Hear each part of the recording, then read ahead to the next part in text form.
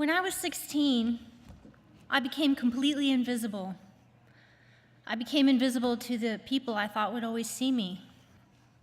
When I was 16, I became invisible to my parents. Let me explain. Mom came from a well-to-do, educated New England family. Dad was from Jersey, blue collar, a little rough around the edges. Well, they moved to Florida to start a family, but right from the start, they had a rocky relationship. He had an eye for other women and traveled a lot. Mom resented the lack of attention and turned to vodka. By the time I was a teenager, things were not good in my house. When I was 16 and my father was 40, he left us for another woman. Mom had a nervous breakdown. She decided to keep my little sister, but I, being the rebellious one, was too much.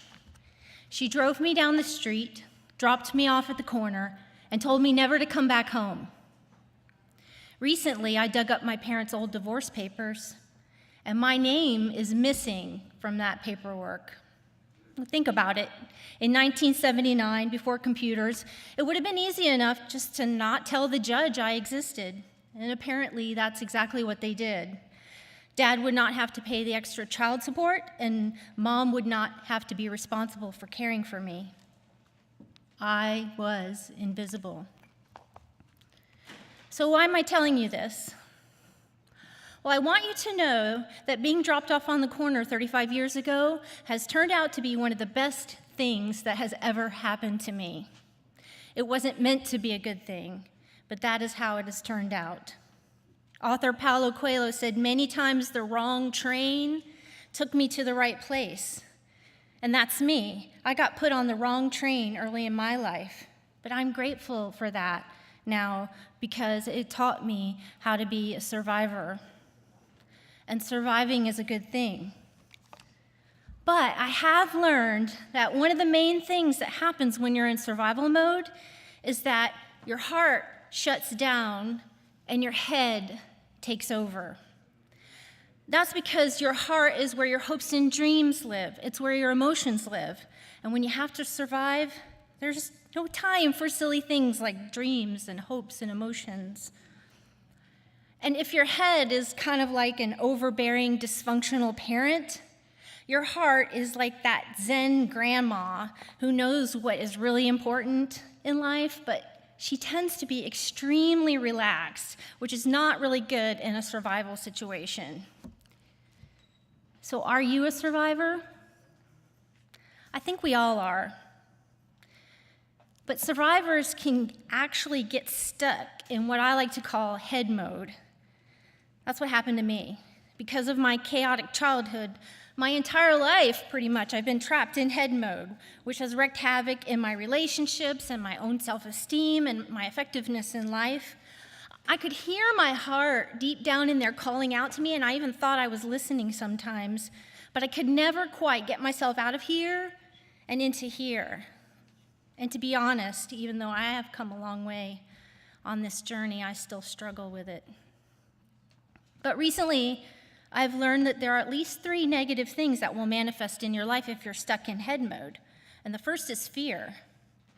If you're thinking of your head as an overbearing parent who sees a boogeyman around every corner, then you understand this feeling. Because your head will teach you to be afraid. And fear is tricky. It shows up in different ways in your life. It could be a literal fear of your own shadow, or a more abstract fear, like fear of success or fear of failure, or both. Do you feel paralyzed in your goals and you're not sure why? The second thing you'll see manifested when you're in head mode is shame. Your head is a dysfunctional parent, and although it wants to keep you safe, it still isn't afraid to beat you up with derogatory words. You're lazy. You're a loser. You would do better if you would just try harder. You're kind of ugly. You're too old. You're disgusting. You're worthless. Do you ever hear the voice of shame? If shame is manifesting in your life, you will beat yourself up over every little mistake. You will feel the imaginary disapproval of everyone in the room. You will feel your own disapproval of yourself. You will want to hide. Do you get started okay on your goals, but you always seem to give up?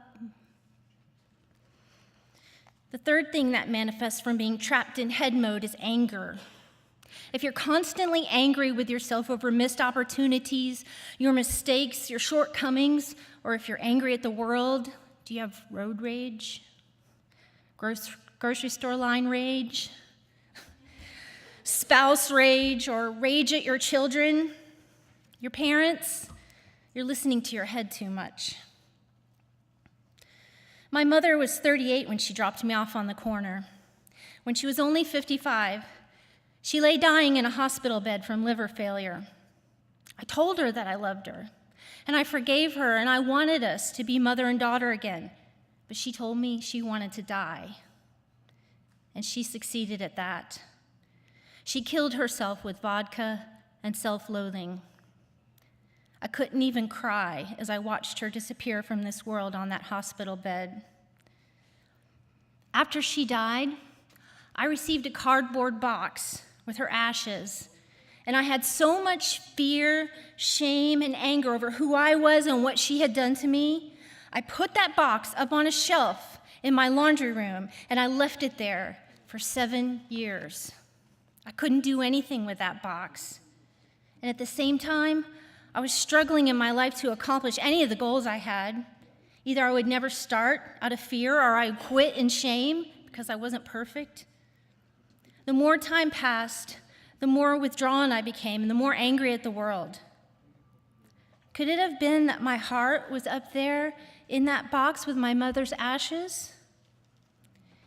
In 2004, 7 years after my mother died, Hurricane Francis was one of 4 hurricanes that blew across the center of Florida, and the eye of Francis was forecast to come almost directly over my city, Tampa. So if you're familiar with Florida, you might have heard that we don't freak out when a hurricane is coming. We have parties. It's just this kind of Florida thing we do. So on a Sunday afternoon, I decided it was time to scatter Mom's ashes and finally let her go.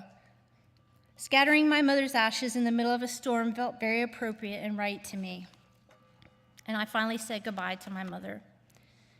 Do you have someone or something you need to let go of so your heart can come alive again? There's just 3 things that I just need you to know,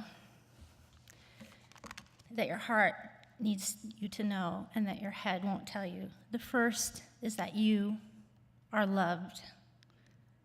You are loved. The second is that you have a purpose. It doesn't matter what mistakes you've made. You're not defined by your mistakes. You're defined by that love.